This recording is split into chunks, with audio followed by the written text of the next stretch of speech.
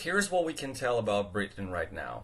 There's this old saying that old habits die hard. And the UK just can't seem to shake off some sort of imperial reflex. We're watching a government that's trying to play the role of global power by sending military hardware to the Gulf and signing defense deals with Qatar and Saudi Arabia. But underneath all that, the country is basically running on fumes. It's like watching someone try to flex muscles that they no longer really have. What's actually happening is that the UK is rushing back into the Middle East. They have now bases in Bahrain, fighter jets in Qatar, missile systems in Kuwait, and they call it the Global Britain Power or the Global Britain Project. But to be honest, it seems more like a nostalgia act. With Trump being so unpredictable, treating allies like transactions, Britain sees a sort of an opening because they believe that the Middle East also cannot really trust Russia and China yet, for example. They want to be the reliable partner for the Gulf monarchies who are nervous about American abandonment. They're trying to slip into a space that Washington is somewhat leaving behind.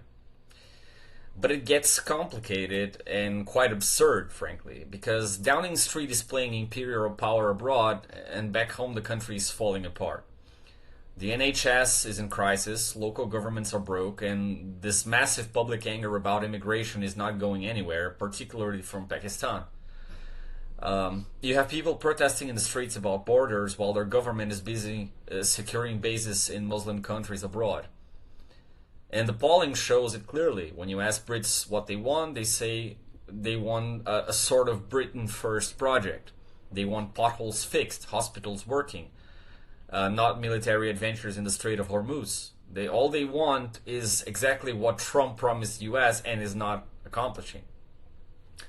And Starmer is trapped. He can't fully align with Trump because his own voters hate Trump. And he gained popularity by standing up to him recently over Iran.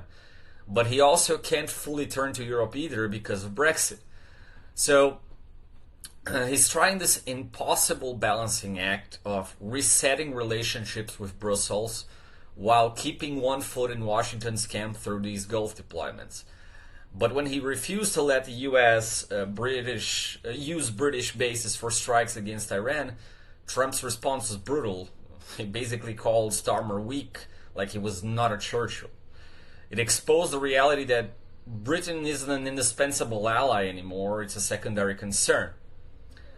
The real problem is this disconnection. You have Reform UK rising on a platform of fix our own house first, and even Labour voters are prioritizing domestic issue like cost of living, healthcare, immigration control, over foreign prestige.